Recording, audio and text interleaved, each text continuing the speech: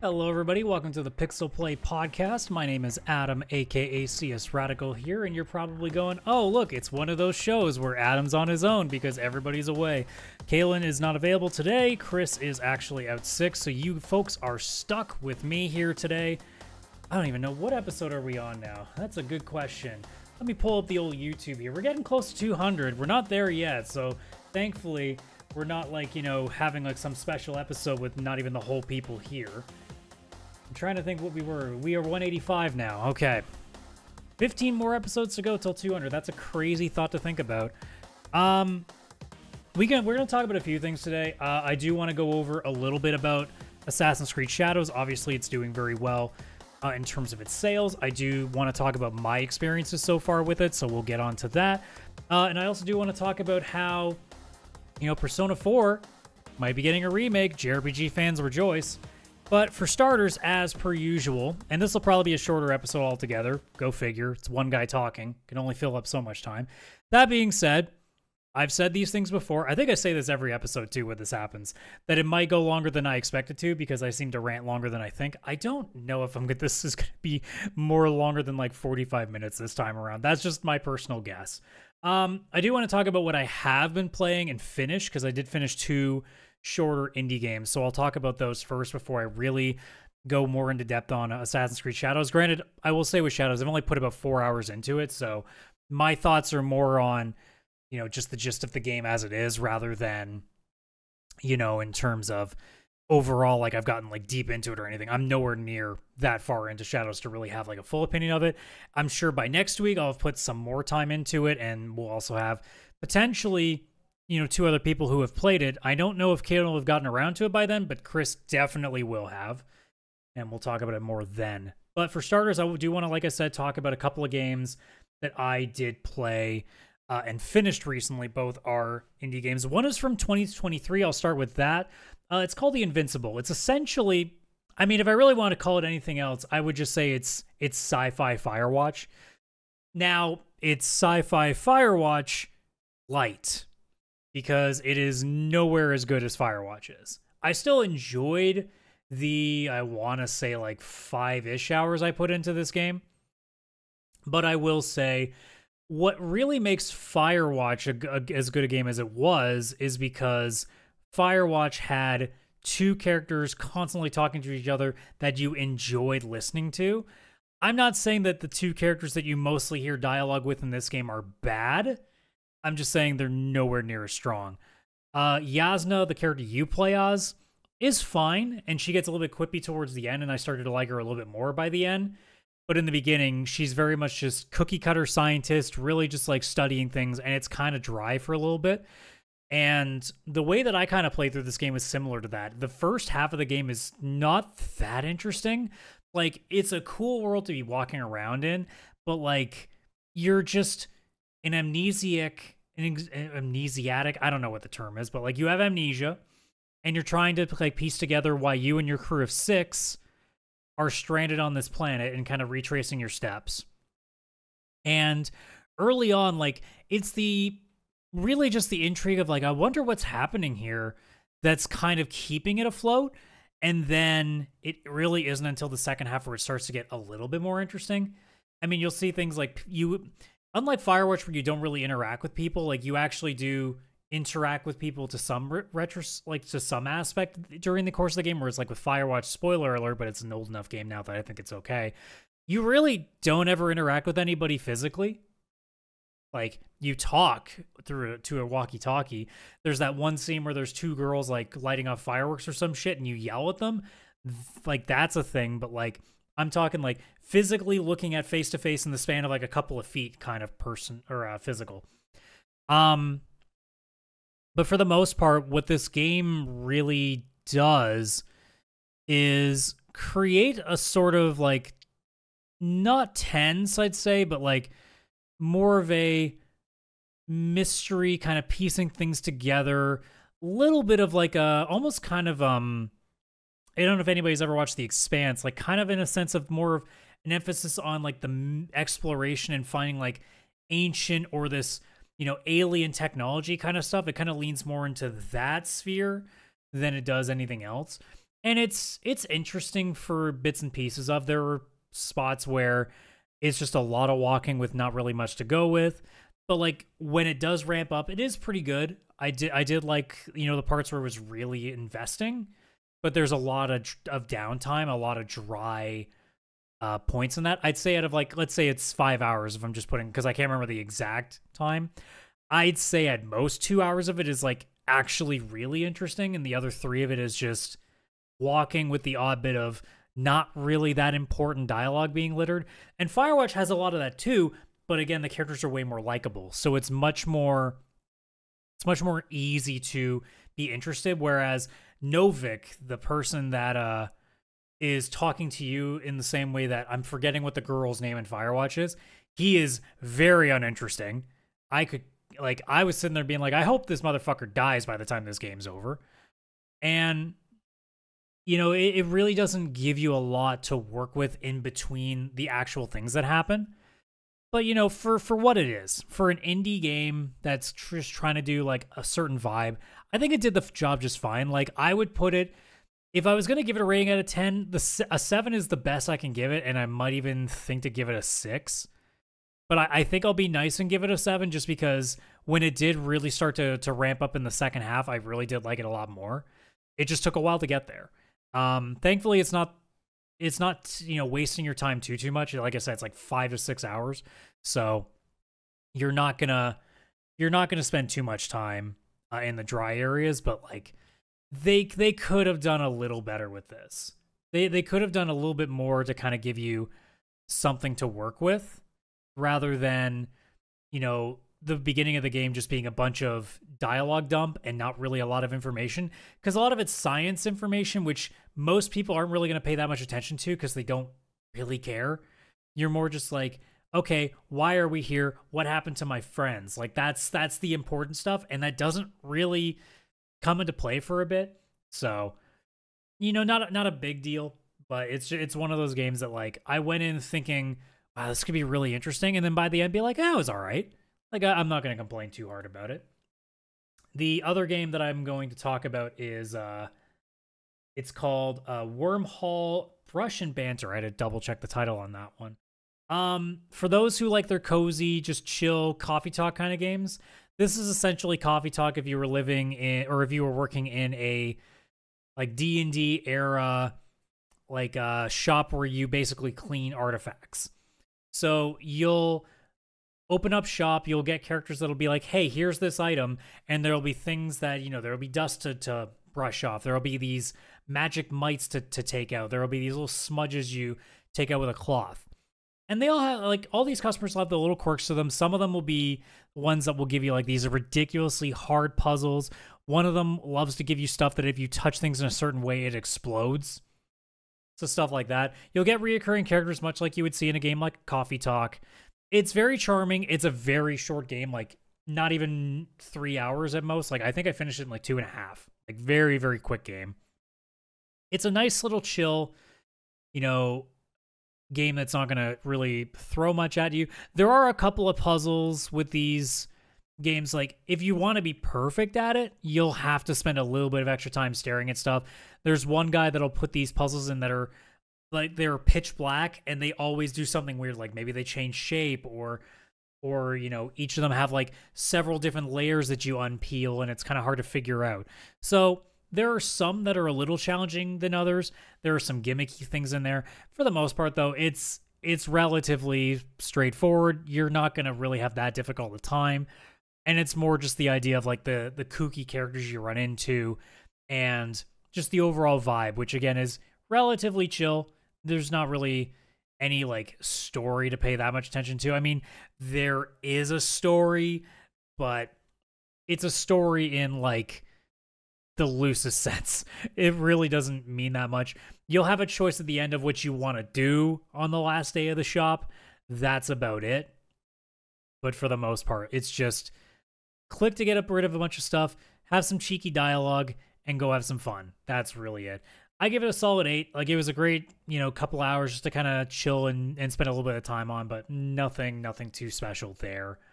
I can't really say much more to that, honestly. Like, especially if you're watching on YouTube, like you've got like what you've seen in the last like 2 minutes there on screen. That's the entire game. So people on audio, it literally, like I said, it's just a game of text and, you know, clicking an item and be like, oh, there's an orange spot. Use that tool and click to get rid of it. That's it. It's very straightforward. Nothing special. It's just something if you just need something to kind of spend a couple of hours on if you don't want to go into some crazy 100+ hour game or anything, and you can just do that and get more than what you need out of that. So yeah, solid 8 out of 10. So those are my 2 games that I finished in the last week. I am still messing with MLB The Show 25. I will say I'm now at a point where grinding has mostly subsided. Like I've pretty much accomplished all that I kind of can for the time being until the actual, like the regular season is just starting now. So, you know, now the events are going to start coming up again. I will say there are a few things that they've done that I like and a few things that they've done that I don't. The game released in a much buggier mess than I'm used to seeing, which is not a great sign. Not to mention that the new mode they've brought in, it's essentially, if you play, I'm talking in Diamond Dynasty, by the way, I should clarify. I haven't really messed with any, like, the Road to the Show, like the Be a Pro stuff or franchise. I'm not a franchise or season mode guy. I'm either just a Road to the Show if I want to play as myself going through the major leagues, or the Diamond Dynasty, which is like a grind that I do. It's a great podcast tool for me, so it works for that. With Diamond Dynasty, they put a new mode called Diamond Quest in there, and if anybody has played those before, you'll know it's basically moments with a board game attached to it. And on paper, it sounds like it'd be a great idea, but like moments are those kind of things where it's almost luck at times, because it'll be like, hey, you have one at bat and you got to get an extra base hit. And it's like, cool. What if I fail? Well, you don't get anything. Cool. Well, what's the point then? Well, if you get it, you get like a couple percentage points on top of, you know, the big reward at the end. Okay. But what if I'm really not good at those? Or what if I just have a couple of really unlucky rounds? The game then goes, I guess you're fucked. So I've had a couple of runs that I've done where I've gone into the final like fight where you actually will decide whether or not you earn something, and it'll be like 60%. And I've done it 3 times now for the same event, and I still haven't pulled it. And I get the reason why they do stuff like this. They want to keep you in there. There's another event they did for the spring collection, for spring training, where there's a showdown mode, which for those who don't know what showdown is, it's essentially a gauntlet of these moments that if you fail once, you have to start over. And this specific moment in spring collection is 6 in a row. And there'll be things like, hey, you're down by 2 runs and you have 10 outs to win the game. And if you don't, you start from the beginning. And sometimes you just don't get the hit you need. And I don't mind, you know, playing a little bit here and there. But the problem that I have with modes like these, same with Diamond Quest, where they both use moments-esque gameplay. For the Spring Collection one, as an example, the prize you win is a choice pack that gives you an option of 1 of 4 guys. And these 4 players are only available in that pack. And you only get 1. So if you want to get all 4 of them, you have to win that thing 4 times. I have tried 8 times now, and I have not gotten to the final round. And I'm sure there are people that are going to go, well, get good. As someone who has played these games for a few years now, sometimes getting good is not the answer. Sometimes the game just goes, you made good contact on a pitch at this part of the zone, so our choice is to give you a fly out to right field. And there's nothing you can do. So when some of it is kind of just the game deciding what it wants to give you, this isn't a Souls game. You can get better at being patient and waiting for the right pitch. But at the end of the day, there's still the possibility you could swing a pitch right down the middle and make only good contact and not perfect. Perfect is not as easy as people think it is. Like, the fact that so many people are like, oh, just get perfect, you'll be fine. It's not that simple. And if it was, I wouldn't be making this complaint right now.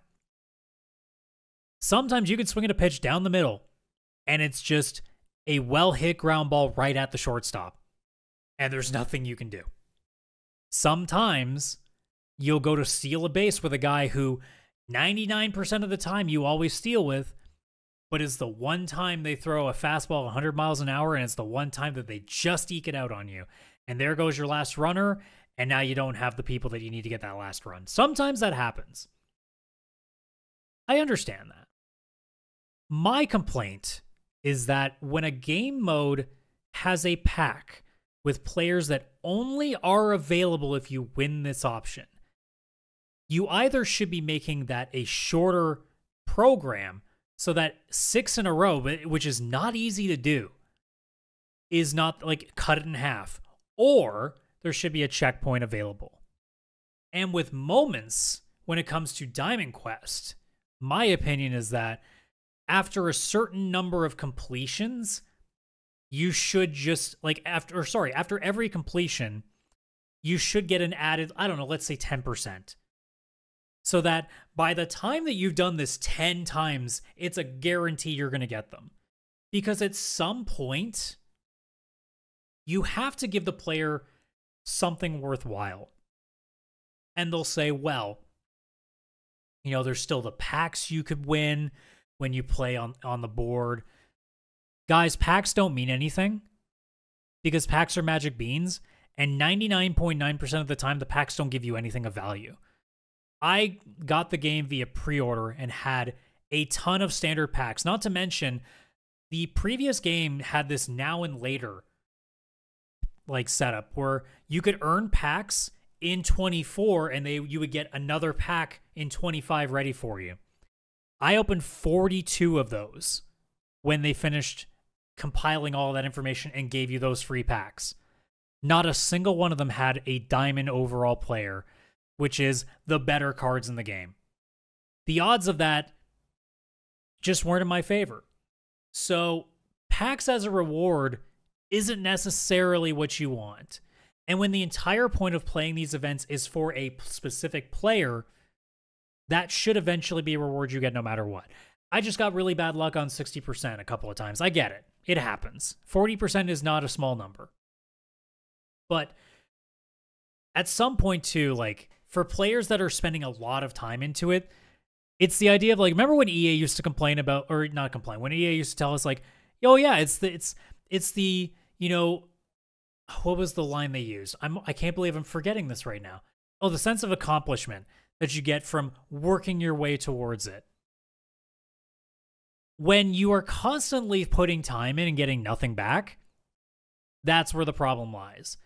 I still like what SDS does with these games. I do think they're the better or the best sports game on the market out of all like the realistic ones, like your FIFAs, NHL, Madden, etc. I still think they're the better one. I don't know if they're leaning more into it. I think it's just a case of maybe people bitched because last year people bitched that, you know, oh, you get really powerful cards way too quickly. And they decided to go, okay, let's make it harder for people to get stuff.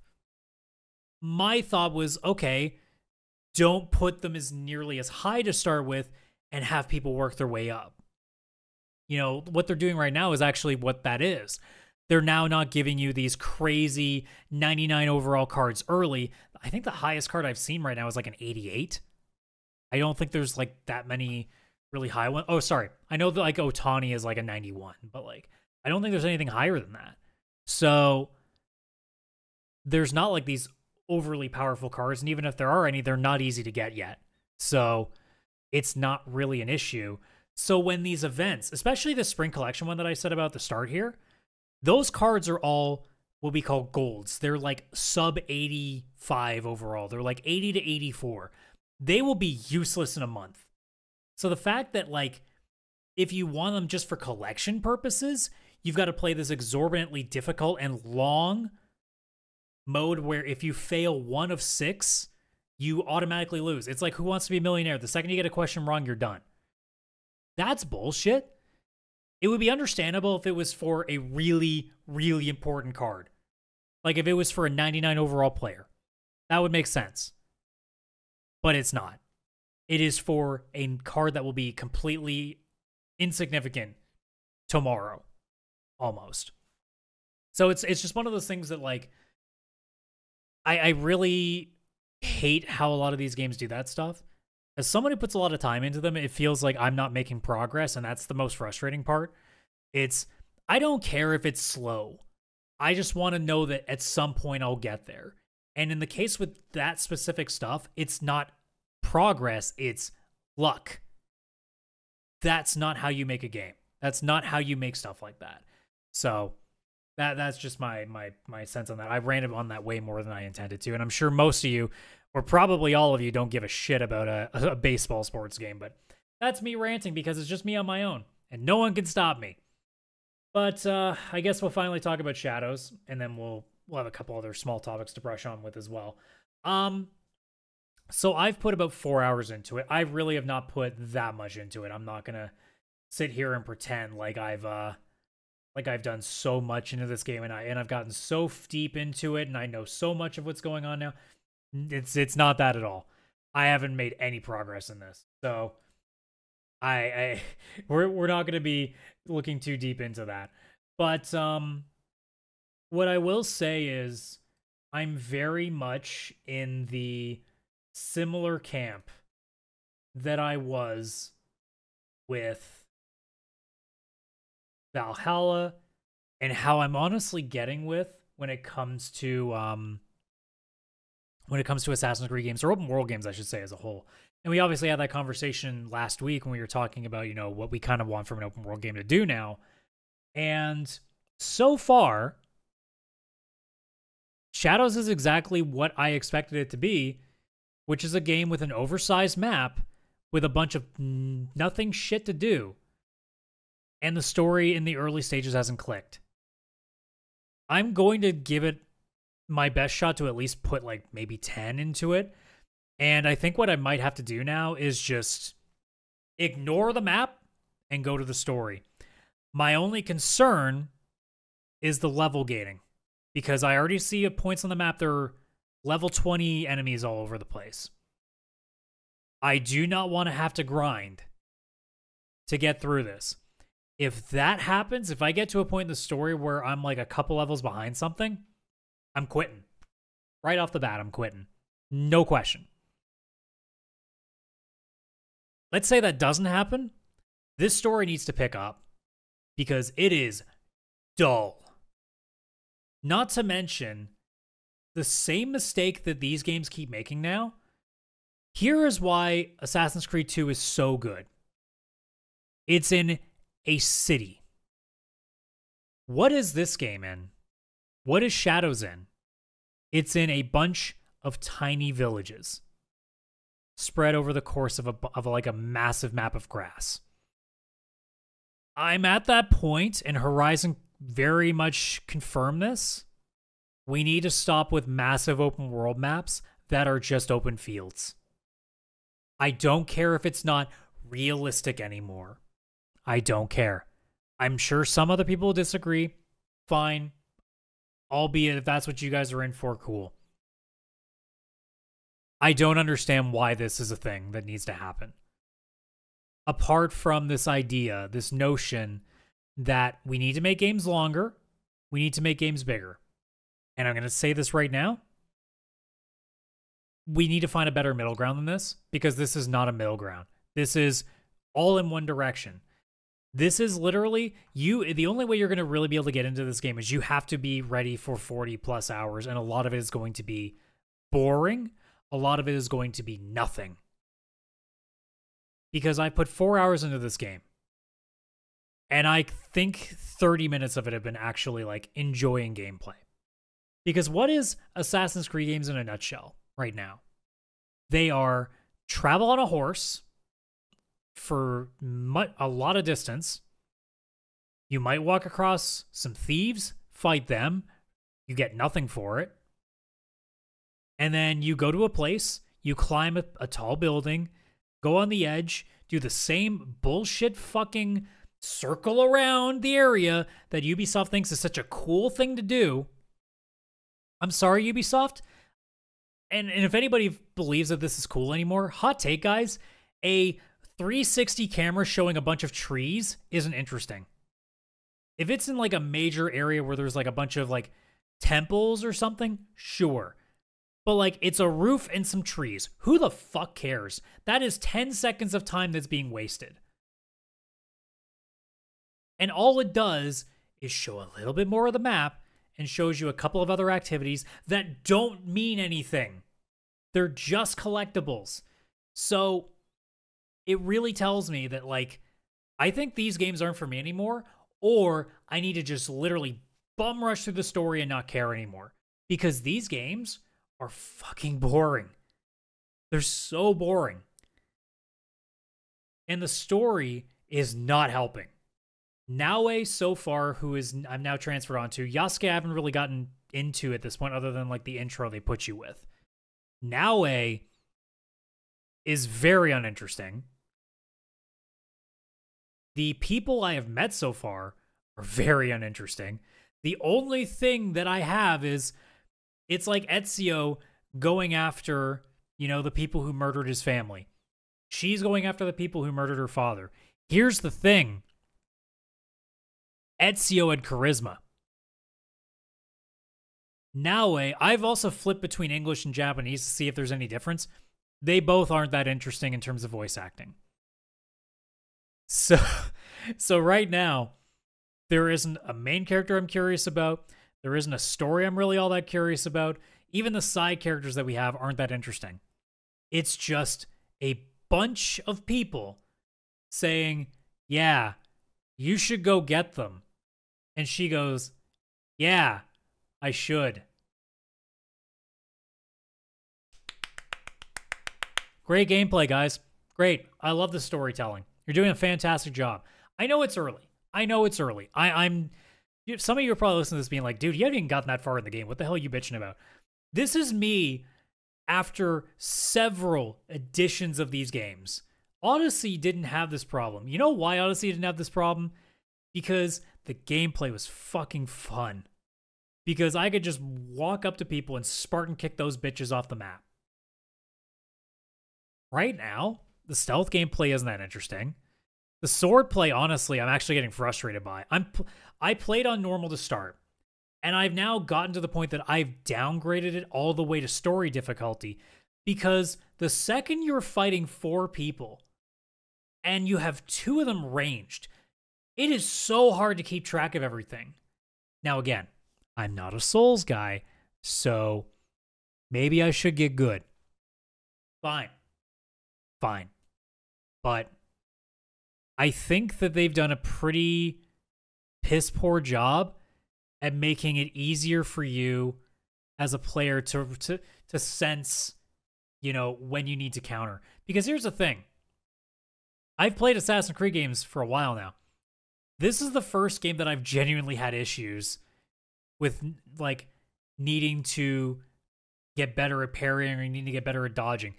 I didn't used to have this problem. I don't think I suddenly got really bad at video games over the course of like 2 years, Because even Odyssey didn't give me this issue.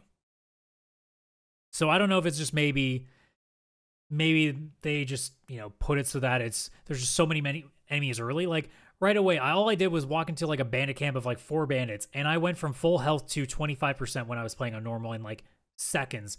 Because all it took was for me to be trying to concentrate on the range person, and then a guy just sneaks up from behind me because the camera doesn't quite give it away to me, and I just get hit, and there goes 25% of my health right there. Or I try to focus on that guy, and then I get hit from behind with like an arrow or something that I can't see. I can't sense everything. And it feels like the gameplay is instead supposed to be dodge, hit, dodge, hit, dodge, hit, and just constantly just hitting the dodge button. That's not fun gameplay either.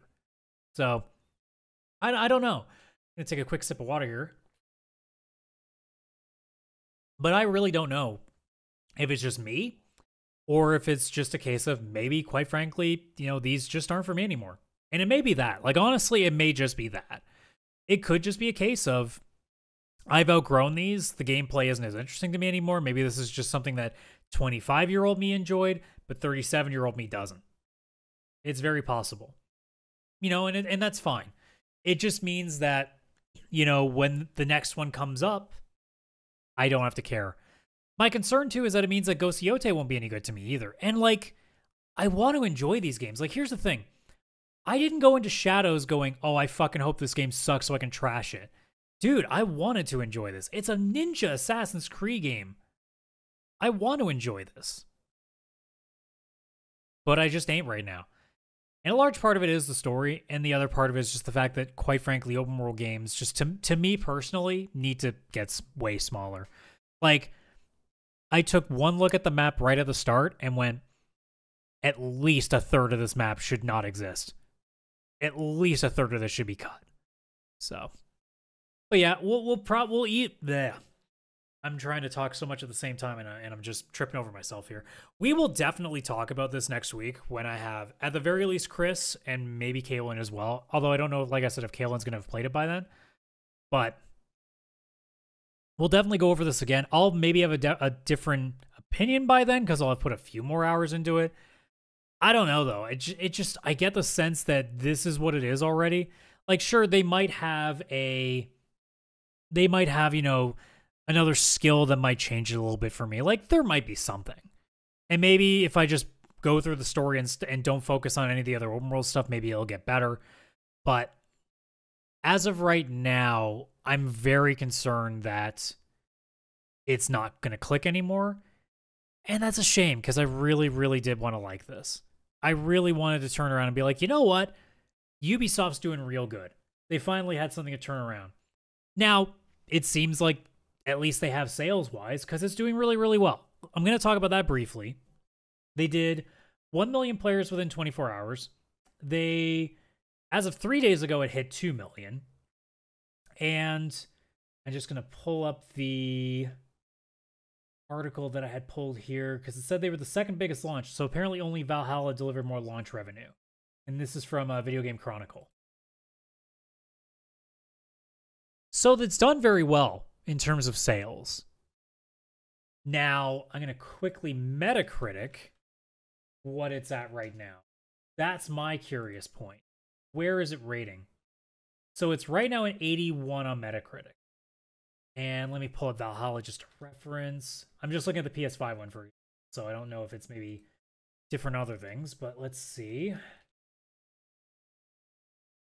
It was an 80. So it's like slightly above Valhalla, which a lot of people really had some issues with.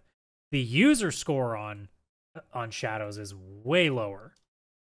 It is 5.9, which is about the same matching Valhalla. Valhalla was at 6.0, so they're almost like lock and step with each other. So while sales-wise, it might be doing well, it doesn't sound like critically, nor with fans, that it's really changed anybody's opinion.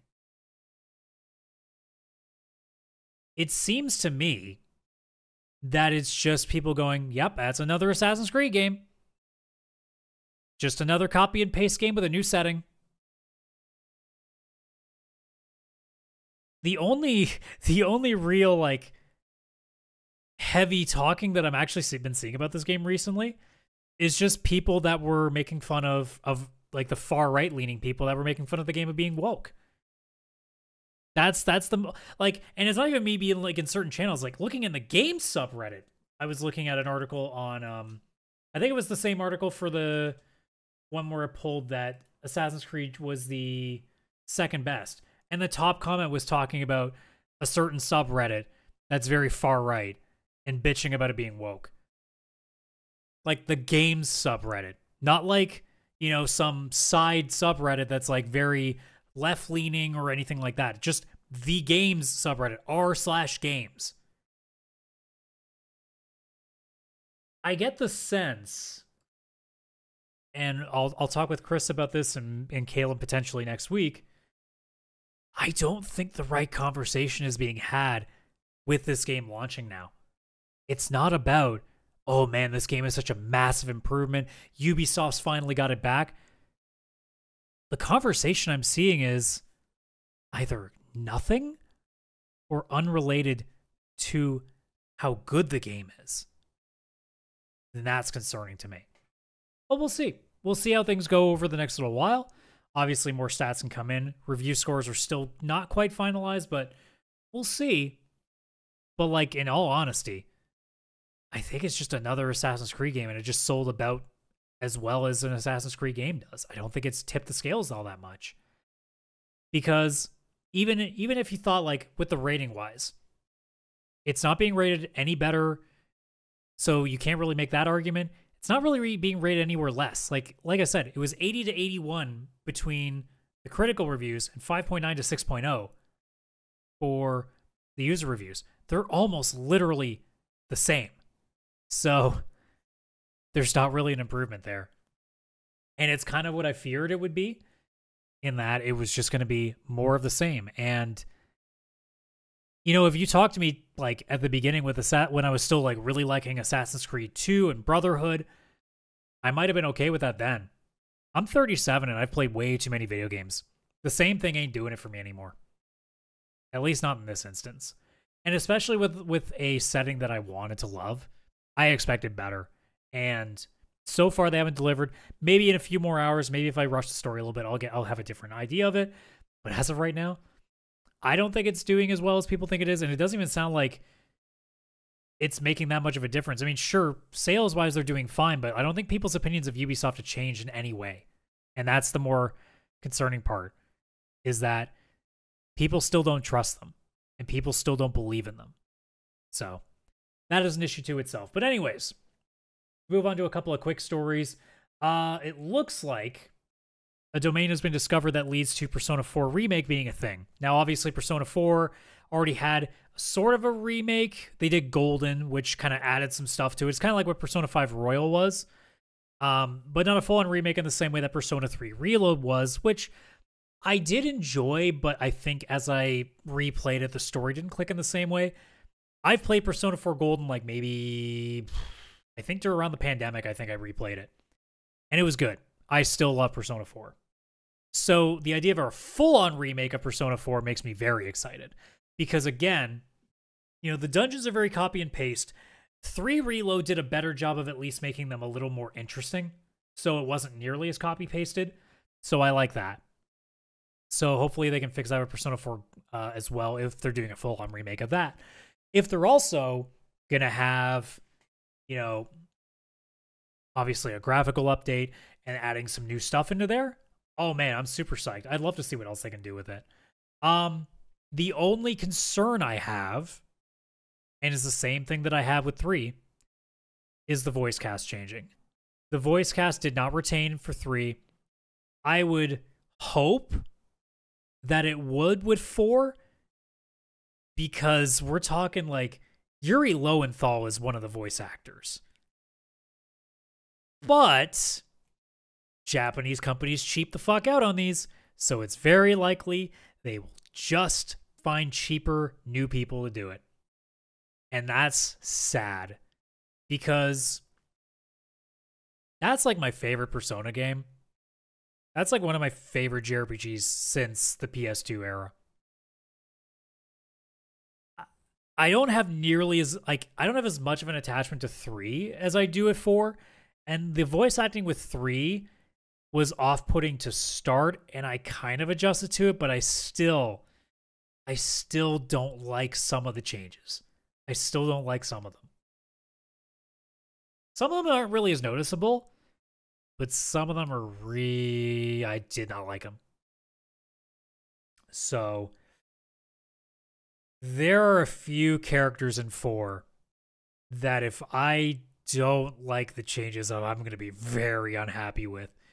Yosuke with Yuri Lowenthal is one. Chie, though, and I forget her voice actress off the top of my head right now. If Chie's voice isn't the same or even remotely close, I'm going to be pissed. Chie's like my favorite character in the franchise. Other characters like Naoto, Yukiko with her laugh, I would be very upset if it's not remotely close. Honestly, like, pretty much all of them I wouldn't be too happy about. All the main party members, I don't like the idea of that. Nanako, now that I think about it, the little girl that you live with when you move in with her and her dad, that's gonna be a tough one too, to hear a different voice too. It's one of the things with JRPGs that I do dislike.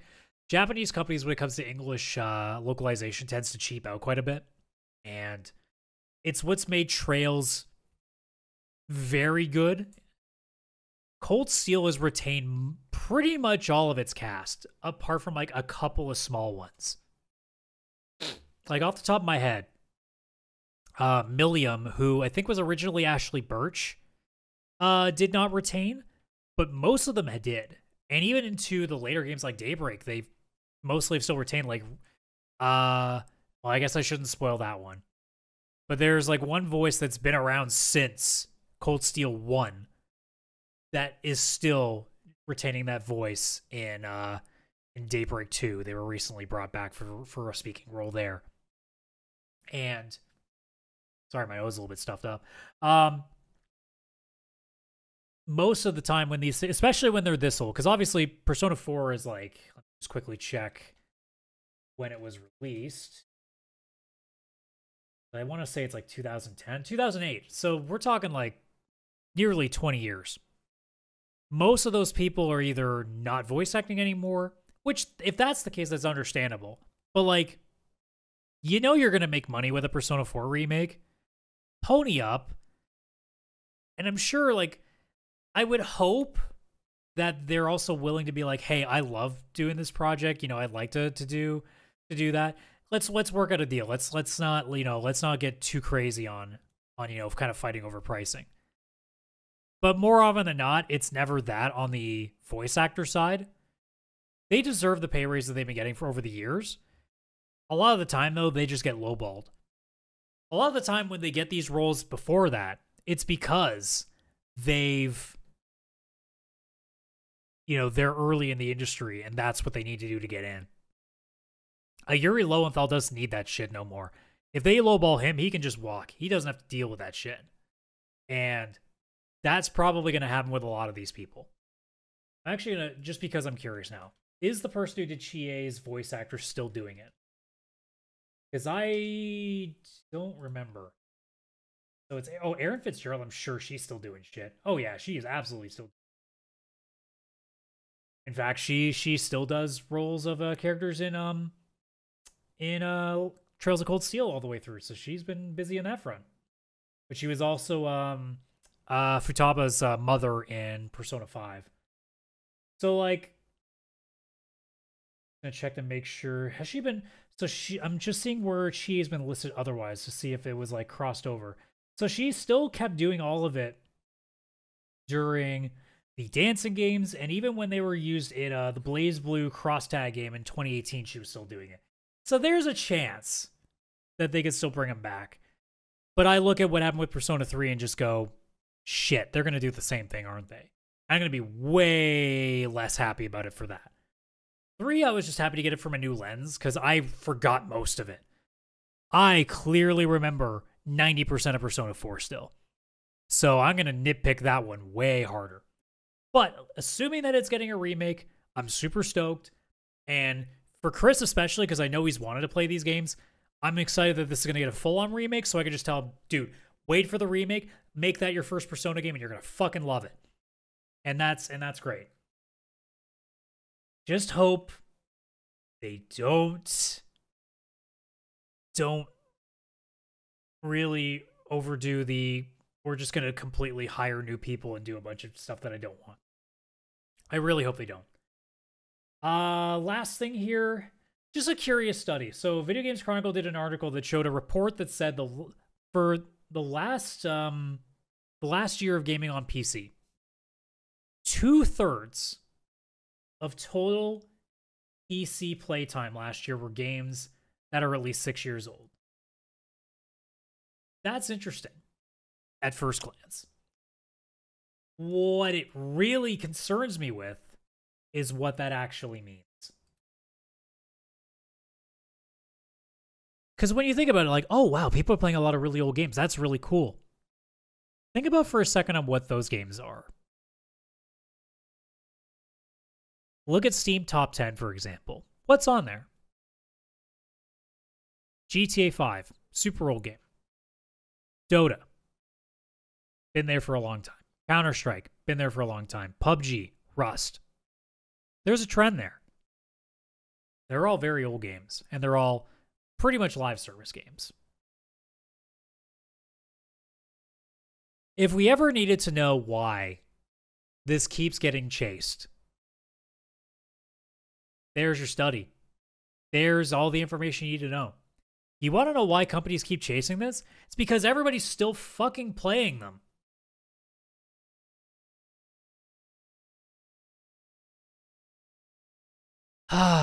And I get it with some of them, right? Like, there are certain games, like GTA 5, I get it. Like, it's a pretty fun game to play online. I will say, I don't know how people are still playing it that much, because it's not like, oh, I'm trying to think, what's the last time they did any like major DLC for it? Maybe I'm just missing out on it, but like, I used to see all the time when there was stuff coming out. Let me just check here.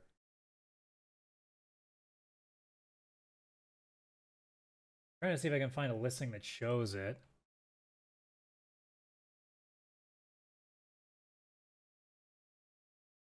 Okay, well, it looks like they've been keeping up with some stuff. So we have like something that was released in December. Ages of Sabotage. What was going on with that? Vehicles.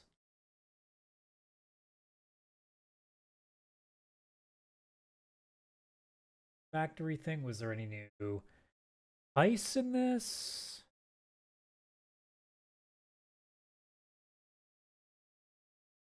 I can't tell. It looks like it might just be jobs. So like, I don't know, like just as an example there, I don't know if it's like, you know, a game that's been running a lot of like massive content to it, but like Counter-Strike, okay, excuse me. I'm surprised that's what hasn't happened for a while. So like Counter-Strike, Dota, like those make sense. They're competitive games. It'd be like if League of Legends is on there. PUBG is one of those that, like, I'm not gonna lie, I don't get. Okay, are we having a sneeze attack now? That's great. It's great when you're flying solo. You can't really mute.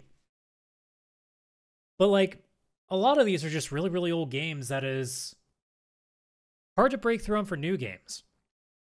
And it kind of leads to, like, the overall conversation of, you know, where do these... You know, it's why people are chasing it, but it's also, why are you chasing it? It goes both ways. You know, like I said, there's the reason why companies are constantly making these games. There's your reason. People are always playing these types of games. On the flip side, here's also why you shouldn't be making these games. Because no one cares about these games. They've already got the ones they want. It's the same way with how, for the longest time, it took until Final Fantasy XIV, after a second try, to finally match up against World of Warcraft. How many MMOs do you, like, if you folks were around during the massive wave of MMORPGs that kept coming out, do you remember how many of those there were? EverQuest, City of Heroes, fucking 2 different Guild Wars, Matrix Online, and that's just off the top of my head without even thinking that hard about it. There are so many more that I don't even know about or have forgotten. People kept trying to take on the king. The problem is, you can't beat the king when their subjects have already been with them for that long and all of that content has been with them for that long. They'll try it. It happens all the time, like with New World. They'll try it for a month, and then something will reset in the game that they're in, or something new will get added into the game they've been doing for a long time, and they'll go right back. Same with, you know, hero shooters, Same with, all of these Fortnite clones. Guys, all you corporate execs out there that are never going to listen to this show, they've already decided what they want. The reason Marvel Heroes has worked is because of the license.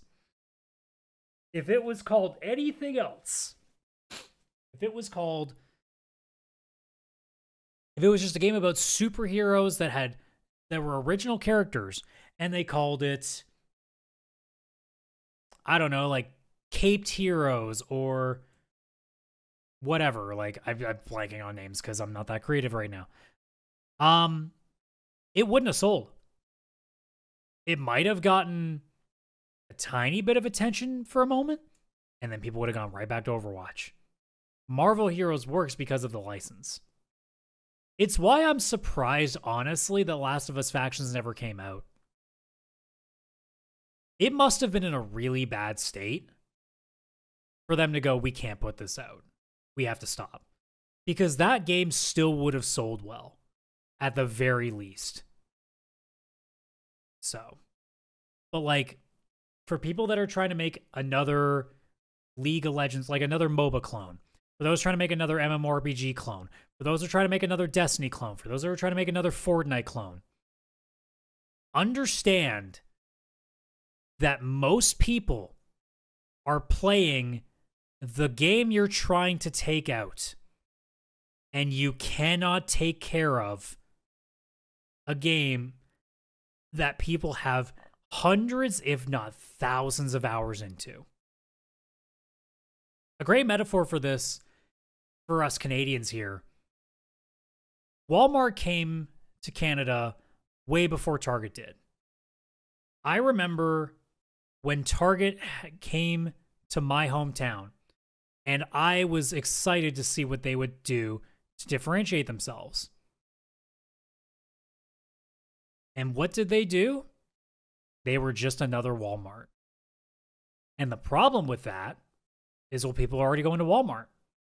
Why would they go to another Walmart when they already have the Walmart there? They don't need another one of you. We don't need another Fortnite. We don't need another World of Warcraft. We don't need another Destiny. We don't need another Counter-Strike. We don't need another Valorant. We don't need another PUBG. Make something original. Take a chance. Concord was not a chance. Concord was an Overwatch clone in every aspect it could possibly be an Overwatch clone. Come up with something different. One of the biggest games last year was a roguelite, which is copy and pasted by a lot of people. I see you, people that are making a shit ton of card-based roguelites. Fucking knock it off. And I don't mean Balatro. Balatro was different. I mean everyone copying Slay the Spire. The amount of deck-building roguelites I see are insane. Y'all need to think of something else. The reason Balatro worked is because it was to a company unto itself. All you AAA publishers trying to chase Fortnite or chase World of Warcraft or chase any of these games, you're not going to do it. You will probably do well for the first month and then die. That is your future. 9 times out of 10, that's your future. Now, if you want to roll the dice and assume you're going to roll the D20 the correct way, I won't stop you. But do us a favor and don't lay everybody off because of your dumbass mistake. Take the hit. Fucking, Iwata had no problem doing that in Nintendo with the Wii U. You can all learn from him. This report just confirms what I know, is that people stick to the same games, and that, we're chasing something that doesn't exist. They're chasing money that doesn't exist. And it's got to stop. It's got to stop. But they're not going to learn. They're going to keep doing the same thing over and over again and assume it's going to work this time. And they're going to find out that it doesn't. And they're going to do the same thing they do every time, which is take responsibility. Oh, I'm just kidding. They're just going to lay a bunch of people off again. Hell, even Marvel Heroes succeeded and they laid people off. Again, here's why I play indie now. But yeah, I thought it was just a really interesting study. Like, it really did tell me, like, I was surprised that it was 2/3 that are playing games that are 6 years old. But as soon as I realized, oh wait, most of these games that everyone plays are old games. Like I said, GTA, Rust, Dota, they're all old games. So that's not actually that surprising now that I think about it. So I don't know. It just kind of confirms what I already knew, which is companies are chasing a non-existent pile of money because it's already taken care. It's already locked it away in a vault somewhere else at another company with their game. So whatever. If that's what they want to do, that's what they're going to do. I think that was an hour. I'm kind of guessing because I don't remember what time I hit record. I think I might have actually talked for an hour. If it's 45 minutes, I'll find out later. And I'll be like, yeah, I sure told you so. But I also could have been longer because I did rant about baseball. I did rant about Assassin's Creed. I did rant about Japanese companies being cheap as shit with voice acting. Now I ran on, the same thing that we seem to do at least once a month, which is companies don't know what the hell they're talking about. Shocking, I know. But that's going to do it for this episode. So thank you so much for checking this out. Hope you guys enjoyed this week's episode. We're going to have another side quest, just me on Friday. I'm doing a couple more of those Sporkle quizzes about best-selling games. This time it's going to be the best-selling games on each console, and then the top 50 best-selling games of all time. Did I do well? I recorded that beforehand, so I know the answer. Should I tell you? So that's going to do it for this episode of the PixelPlay Podcast. Obviously, if you're watching on YouTube, like and subscribe. If you're listening on any audio platforms, if you have the ability to rate us, please do so. And then obviously share with all your friends. Don't forget our link tree, linktr.ee/PixelPlay Podcast. Link to the Discord, link to our socials. Mostly it's the Discord link. Let's be real. We're not that great on posting online with social media. But yeah, join the Discord. Come chat with us there. Always a blast hanging out with you folks there.